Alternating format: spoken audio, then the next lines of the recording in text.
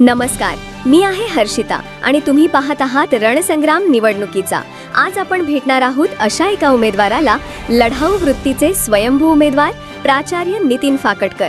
शिक्षणातून समाजसेवेपर्यंत आणि समाजसेवेपासून राजकारणापर्यंत त्यांचा प्रवास आज प्रभाग क्रमांक 9 मध्ये आशेचा नवा अध्याय लिहित आहे।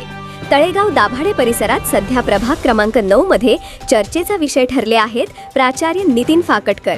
आजच्या राजकारणात गट, झेंडे आणि सत्तेच्या समीकरणांमध्ये अडकलेले उमेदवार सर्वत्र दिसतात, पण या प्रवाहाच्या विरुद्ध दिशेने स्वच्छ प्रतिमा, विचारशीलता आणि लढाऊ वृत्तीने उभे राहिले आहेत प्राचार्य फाकटकर।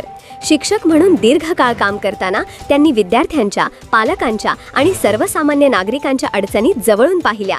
मी राजकारणात आलो आहे ते सत्तेसाठी नव्हे तर समस्यांच्या समाधानासाठी, असं ते ठामपणे सांगतात। त्यांच्या योजनांमध्ये स्वच्छ आणि सुरक्षित सार्वजनिक शौचालय, विद्यार्थ्यांसाठी लघु वाचनालय, नागरिकांसाठी ओपन जिम, महिलांसाठी विशेष झुंबा सत्रे, वैद्यकीय शिबिरे आणि तरुणांसाठी स्वतंत्र अभ्यासिका व तरुण मंच यांचा समावेश आहे।